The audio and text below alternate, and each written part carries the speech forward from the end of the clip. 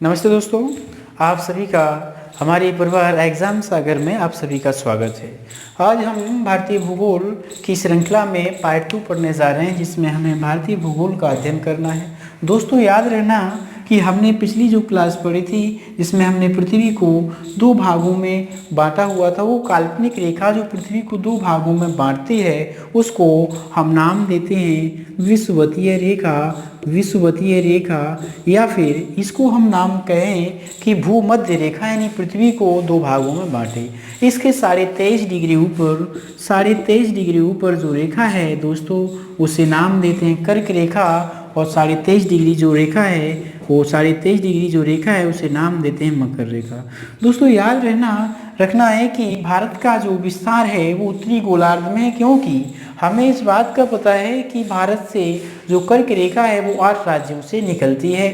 और हमें ये भी पता होना चाहिए कि जो काल्पनिक रेखा है, यानी एक ऐसी काल्पनिक रेखा जो एक बिंदु से आरंभ होती है और दूसरे बिंदु पर जाकर के खत्म होती है, वो बिंदु यानी उत्तर से और दक्षिण तक जो रेखाएं काल्पनिक हैं, उन रेखाओं को देशांतर नाम दिया जाता है। दोस्तों, याद रखना चाहिए, इस प्रकार से देशांतर रेखाएं होती हैं, यानी जो उत्तर से खींची जाती हैं दक्षिण की ओर, और अक्षांश रेखाएं वो जो पूरब से पश्चिम की ओर खींची जाती हैं। दोस्तों, ये पृथ्वी की संरचना में इस प्रकार से उसको हम काल्पनिक रेखाओं से सजाते हैं। हम बात करें कि अक्षांशीय रेखा का क्या महत्व होता है।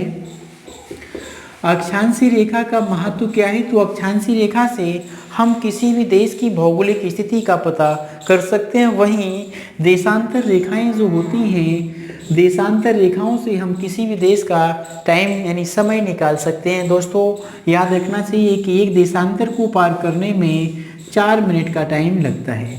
दोस्तों, याद ये कि जो ऐसी देशांतर रेखा पृथ्वी को दो भागों में बांटे, मीन्स है कि जो 0 डिग्री पर हो, जिसे हम कहते हैं ग्रीनविच मीन टाइम यानी GMT, जो आपके 0 डिग्री पर स्थित होती है, उसको हम GMT कहते हैं। ये इस प्रकार से दो रेखाओं से हम पृथ्वी को, काल्पनिक रेखाओं से पृथ्वी को सुसज्जित करते हैं। दोस्तों, याद रखना, हम भारतीय भूगोल पढ़ रहे हैं तो हमें देखना चाहते हैं कि भारत का विस्तार क्या है। भारत का विस्तार, तो दोस्तों याद रखना कि हम भारत का सबसे पहले अक्षांशीय विस्तार को देखें। दोस्तों, भारत का जो अक्षांशीय विस्तार है, दोस्तों भारत का जो अक्षांशीय विस्तार है, वो विस्तार यहाँ से हम कहें कि 8 डिग्री 4 मिनट से लेकर के 37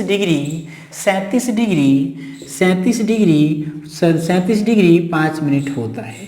दोस्तों, याद रखना, ये भारत का विस्तार होता है जो 8 डिग्री 4 मिनट से 37 डिग्री उत्तरी अक्षांश, चाहे वो 8 डिग्री हो चाहे वो 37 डिग्री, ये दोनों के लिए एक शब्द याद रखना दोस्तों, उत्तरी अक्षांश, क्योंकि समग्र भारत उत्तरी गोलार्ध में है, तो इससे गुजरने वाले हर एक देशांतर भी उत्तरी होंगे। अब हमें बात करना चाहें कि भारत का देशांतरीय विस्तार क्या है, तो दोस्तों याद रखना, भारत का देशांतरीय विस्तार होता है, यानी भारत का देशांतरीय विस्तार, भारत का जो देशांतरीय विस्तार है वो 68 डिग्री 7 मिनट से 97 डिग्री 25 मिनट के बीच होता है। दोस्तों, ये भारत का अक्षांशीय विस्तार और भारत का देशांतरीय विस्तार होता है। अब हमें बात करें भारत का अक्षांशीय विस्तार देशांतरीय विस्तार से, तो भारत से जो पहला अक्षांश गुजरता है वो अंडमान निकोबार से गुजरता है, 8 डिग्री 4 मिनट यानी बृहद निकोबार से निकलता है। और भारत से गुजरने वाला जो अक्षांश, अंतिम अक्षांश होता है, वो जम्मू कश्मीर से गुजरता है। अब क्वेश्चन ये आता है कि भारत से गुजरने वाला पहला देशांतर क्या होगा, तो भारत से गुजरने वाला पहला देशांतर होगा 68 डिग्री 7 मिनट, जो किस राज्य से निकलेगा। दोस्तों, याद रखना, गुजरात राज्य से निकलेगा। और भारत से जो अंतिम देशांतर निकलेगा वो होगा अरुणाचल प्रदेश से। दोस्तों याद रखना ये भारत का भौगोलिक विस्तार था, जिसमें हमने आपसे भारत के अक्षांश और देशांतर की बात की है। दोस्तों याद रखना, अब हम आपसे बात करना चाहते हैं कि भारत का बेसिक भौगोलिक विस्तार क्या है। तो दोस्तों याद रखना चाहिए, भारत का जिस तरह से मैप हमें देखने को मिलता है, उस मैप में हम ये देखेंगे कि भारत का विस्तार क्या है। भारत का क्षेत्रफल आज दुनिया के क्षेत्रफल का लगभग 2.41% होता है। 2.41% होता है। दोस्तों याद रखना, इसमें भारत का जो क्षेत्रफल होता है वो 3287 वर्ग किलोमीटर होता है। 3287 वर्ग किलोमीटर होता है। इसमें भारत का उत्तर से दक्षिण जो लंबाई होती है, उत्तर से दक्षिण लंबाई 3214 किलोमीटर होती है। और पूरब से पश्चिम जो लंबाई होती है दोस्तों याद रखना, इसकी लंबाई 2933 किलोमीटर होती है दोस्तों। और फिर इसका जो एरिया निकलता है 3287 वर्ग किलोमीटर होता है। दोस्तों याद रखना कि दुनिया का 7वां सबसे बड़ा देश है भारत। तो 7 से पहले जो 6 हैं दोस्तों, उनका नाम आपको याद होना चाहिए। पहले पर दोस्तों रूस होता है, दूसरे पर कनाडा होता है। रूस, कनाडा, पहले पर रूस होता है दोस्तों, दूसरे पर कनाडा होता है, तीसरे पर अमेरिका होता है, चौथे पर चीन होता है, पांचवें पर ब्राज़ील होता है, और छठे पर ऑस्ट्रेलिया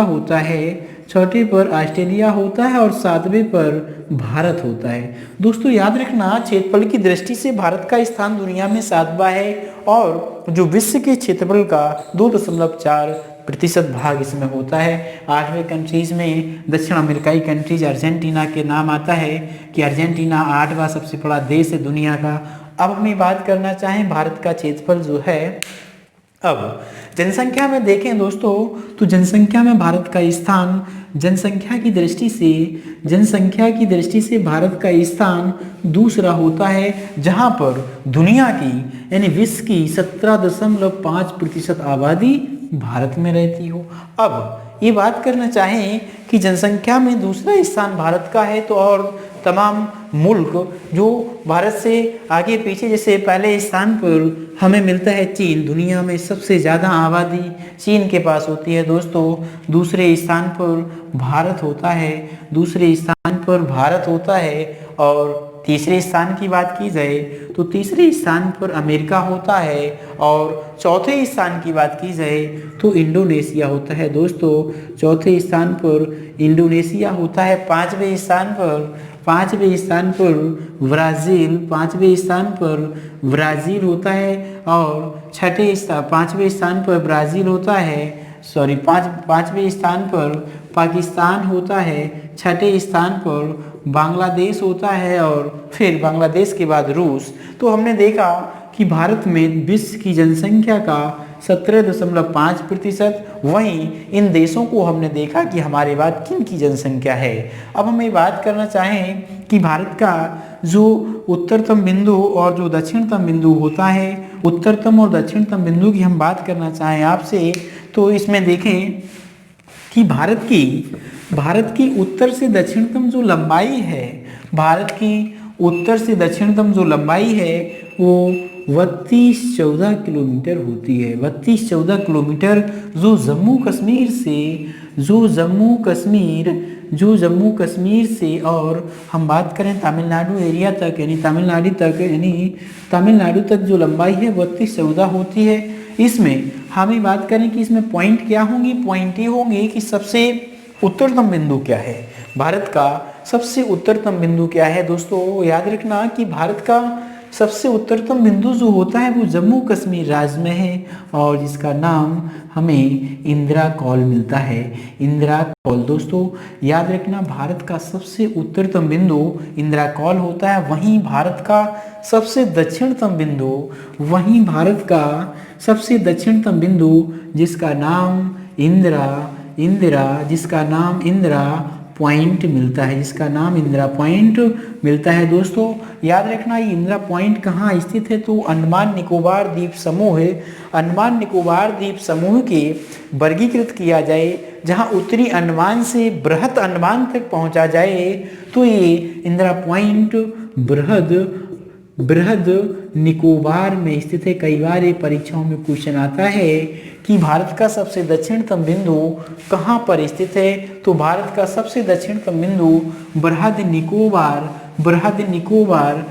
निकोबार में स्थित इंदिरा पॉइंट है। अब हम बात करें कि भारत का सबसे पूर्वी बिंदु क्या है, तो भारत का सबसे पूर्वी बिंदु किबिथु, या इसी को नाम दे सकते हो आप बलांगो।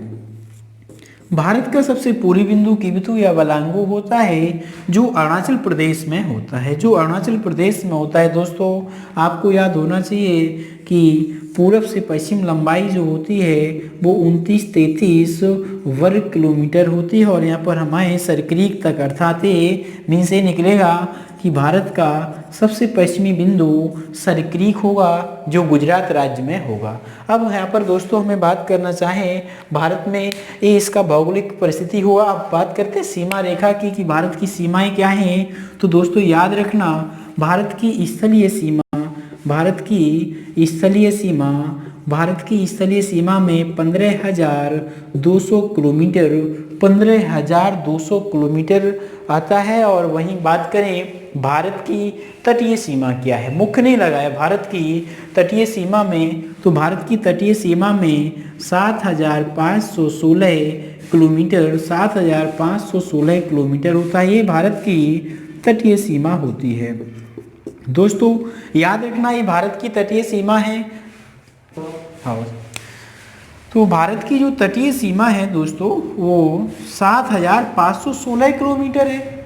अब यहाँ पर ये बात करें कि कौन सी सीमा है, क्या इसमें द्वीपों को शामिल किया है, अंडमान निकोबार, दमन द्वीप, गोवा, लक्षद्वीप, क्या इनको शामिल किया है या नहीं किया है, तो दोस्तों याद रखना ये 7,516 किलोमीटर की जो तटीय सीमा आपने देखा ये द्वीपों सहित है, यानी इसको हम लिख सकते हैं कि इसमें द्वीपों को भी जोड़ा गया है। दोस्तों यदि द्वीपों को नहीं जोड़ा जाए और मुख्य तटीय सीमा को लिया जाए दोस्तों, तो मुख्य तटीय सीमा में हमें 6100 किलोमीटर तक पढ़ना पड़ेगा कि भारत की मुख्य तटीय सीमा 6100 किलोमीटर होती है। दोस्तों आज की क्लास में हम यहीं तक इसका अध्ययन करेंगे और हमारी आने वाली जो भी क्लासें होंगी जिसमें हम रेलवे एग्ज़ाम को देखते हुए जैसा कि अनाउंस हो गया है कि 28 दिसंबर से वो परीक्षाएं होनी है, तो रेलवे के लिए हमारी जो बेसिक क्लासें होंगी उसमें तो टाइम होगा, लेकिन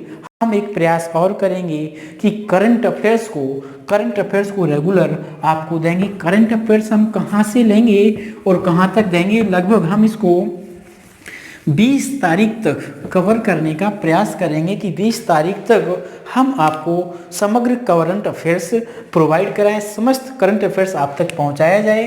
तो वो करंट अफेयर्स कहाँ से होगा दोस्तों, वो करंट अफेयर्स जनवरी 2020 से लेकर के नवंबर